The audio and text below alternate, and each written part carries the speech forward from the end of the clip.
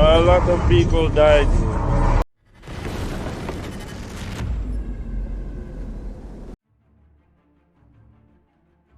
Toretsk direction, a new type of combat vehicle.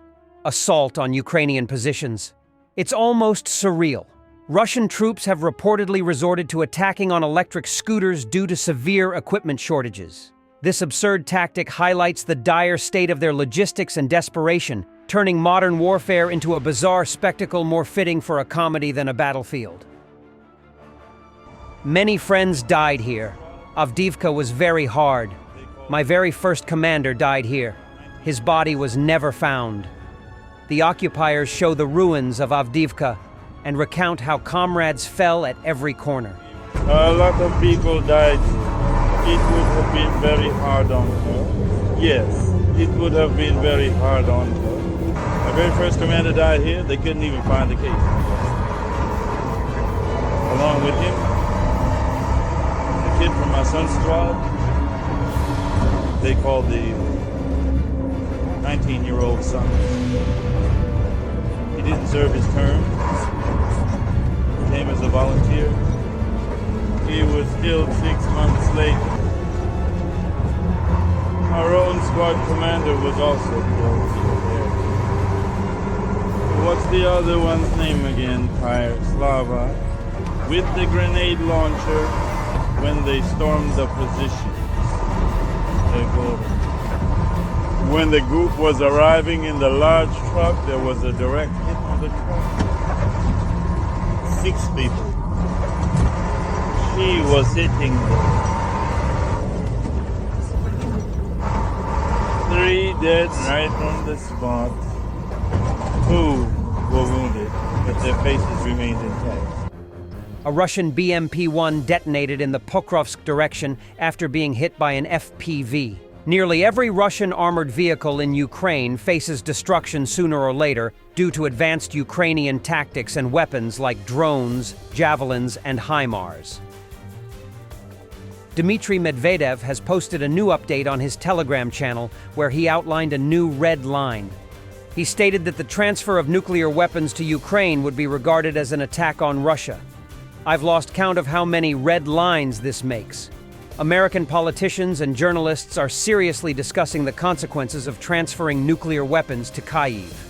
It seems my grim joke about the insane and senile Biden deciding to make a dramatic exit from life, taking a significant portion of humanity with him, is turning into a frightening reality. Handing over nuclear weapons to a country engaged in war with the largest nuclear power? The very thought is so absurd that it raises suspicions of paranoid psychosis in the Wall Street Journal's editorial team and everyone else contemplating the feasibility of such a step. And yet, it is necessary to comment on this nonsense. The mere threat of transferring nuclear weapons to the Kyiv regime could be viewed as preparation for a nuclear conflict with Russia. The actual transfer of such weapons could be equated to a direct act of aggression against our country under Clause 19 of the Fundamentals of State Policy on Nuclear Deterrence. The consequences are obvious. Soldiers of the 4th Special Purpose Regiment Ranger of the Special Operations Forces of Ukraine ambushed a Russian vehicle with infantry. The press service of the Special Operation Forces released the video. It is reported that the ambush was organized on a Russian all-terrain vehicle with 6 infantrymen on board. According to the footage released, the Russians stopped in the middle of the field, which suggests that this was due to a close call with a drone or fire contact. The Russian infantry hastened off the all-terrain vehicle and tried to hide behind it. A group of Ukrainian soldiers was in a nearby forest and opened fire on the Russians with small arms. As a result of a small arms battle and a kamikaze drone attack, our fighters managed to completely destroy the enemy group. After completing the combat mission, a group of soldiers of the 4th Special Purpose Regiment Ranger withdrew without losses.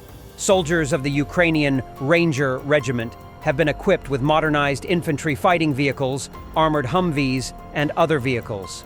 The unit's assault subunits have received a modernized infantry fighting vehicle, BMP-1, with a Ukrainian-made Sich remote weapon station. It is fully automated, equipped with a stabilizer and a modern thermal imaging sight. 8 soldiers of Svoboda Battalion of the 4th National Guard Rubizh Brigade defended a strongpoint near the village of Spirn near Siversk for 67 days, from July 10th to September 16th. For the last 3 weeks, they fought in complete encirclement and fought off the last enemy assault when Russian assaultmen stormed their position and pelted their dugout with grenades. Military correspondent Yuri Butusov recorded this interview with Vladislav a day after he left the strongpoint on the orders of the command and led 6 soldiers out, so he is full of emotions. Lialka, it turns out, with the pickup on radiation, is wrapping the 300, loading magazines, cleaning weapons. I'm just in the middle of a fight thinking, I need to throw back a grenade. I take the grenade from the hole, damn, threw it back. She's like, damn, I hear them, damn, they're about to start throwing grenades at us. I say, guys, they're about to start with the grenades because they can't get close.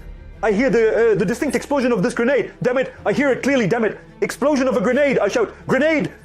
Press myself against the wall here. They all explode against the wall. But it didn't roll to us because Sanya, it turns out, he died, crouched down. And in that spot where he crouched, he blocked the last entry hole. A grenade landed at his feet. Damn it, a grenade.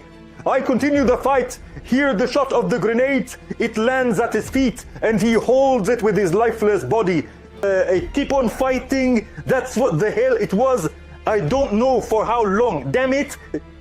I don't know how long it lasted. I can't say how long it was. It was just such a chaotic fight. At the star point, there's no connection to the stars. We're only with the pickup on the blue. They've already destroyed our antenna. There's no blue connection. I hear them moving. I hear them shooting at us. They can't directly enter the hole. I'm doing everything I can so they don't get a direct shot, not get hit, not even with an RPG, just a chaotic fight. I hold the line, keep them at bay, and say, guys, if we go silent, we're screwed.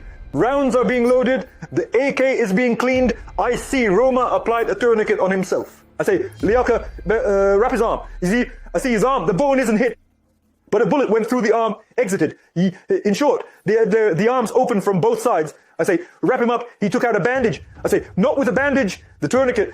I said, what about hemostatic? Get the hemostatic, open it, wrap it tightly. It's a bandage, wrap it tight with the bandage. His bleeding will stop. I continue the fight, then another grenade comes. And Sanya, damn, I don't know. They threw 10 grenades. Sanya took off the grenades at his feet. He just blocked them with his body.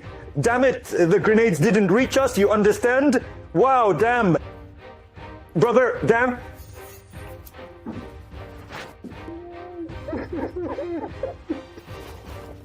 Vex front.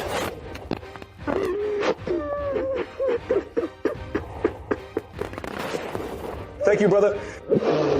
Дякую тобі, брат.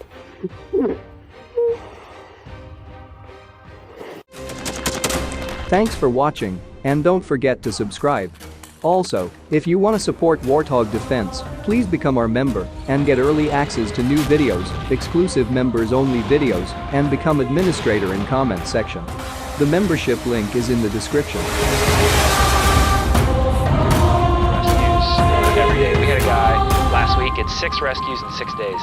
You know, he's doing the job every day.